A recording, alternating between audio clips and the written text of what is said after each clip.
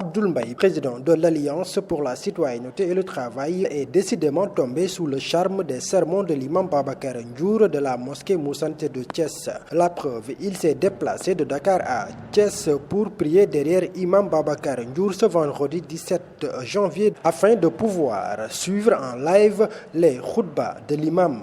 Interpellé par la presse, Abdoul Mbaye a tenu d'emblée à préciser que son geste n'a rien de politique. Écoutez, c'est la participation à la grande prière qui motive ma présence à Thiès.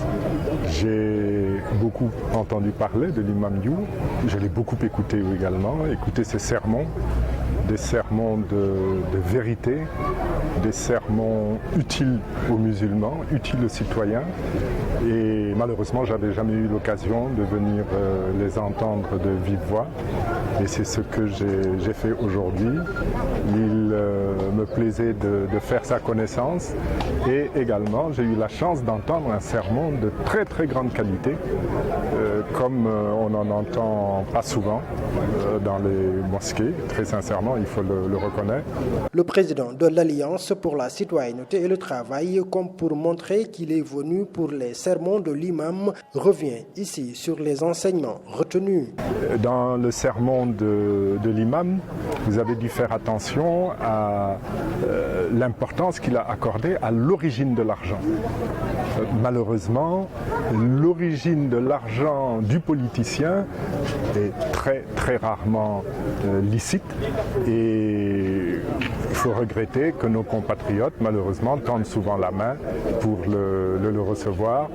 Et bon, c'est un exemple que je donne parmi d'autres, mais à ce moment-là, il y a une débauche dans le mauvais sens du terme, une débauche de comportement, d'attitudes qui vont évidemment à l'encontre des valeurs fondamentales qui furent celles de notre société, qui se délitent malheureusement petit à petit et qui sont surtout celles de l'islam et de tout croyant. L'ancien Premier ministre a par ailleurs reconnu, après avoir écouté religieusement le sermon de l'imam Babacar Tafsir Ndiour, qu'au Sénégal, la politique est dévoyée.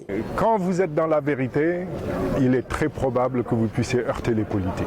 Parce que malheureusement, dans notre conception de la politique au Sénégal, la politique, c'est... Je suis désolé de le dire, le mensonge, c'est une question qu'il a évoquée. La politique, c'est la trahison, on appelle ça transhumance, mais ça reste la trahison. La politique au Sénégal est refuge de beaucoup de défauts. Et évidemment, une personne, un imam, un homme religieux comme Imam Ndiour, soucieux de vérité et d'éducation morale, ne peut que parfois fustiger les comportements et les propos des politiques et des politiciens.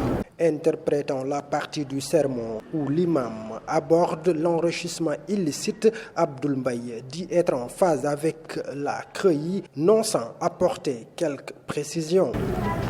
Nous, dans notre parti, nous considérons que la CREI se justifie et doit continuer d'exister. Ce que nous disons simplement, en termes de réforme de la CREI, c'est qu'il faut qu'il existe un recours.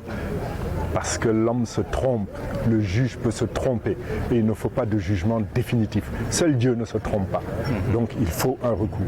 Par contre, il a insisté sur le fait que l'inversion de la preuve n'était pas une violation de droit fondamental. Là, nous partageons totalement son avis. Lorsque vous vous êtes enrichi, vous devez être en mesure de dire comment vous avez été enrichi.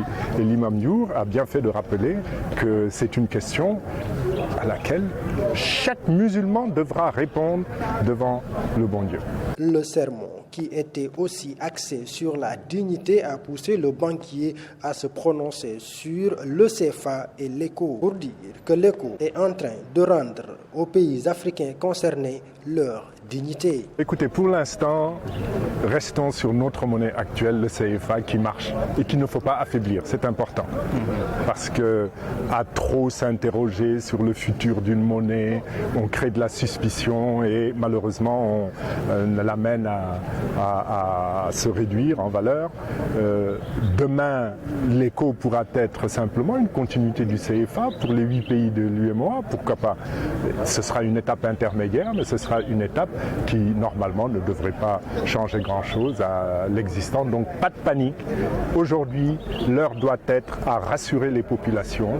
L'évolution était nécessaire, l'évolution est allée dans le bon sens, il est allé dans le sens de la dignité.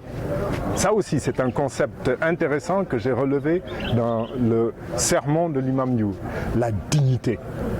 Et c'est au nom de la dignité que nous avons mis fin à 46 ans, et même plus, parce que ça date du début des indépendances, 60 ans de dépendance relative par rapport à la France. Ça, c'est parti, c'était l'essentiel.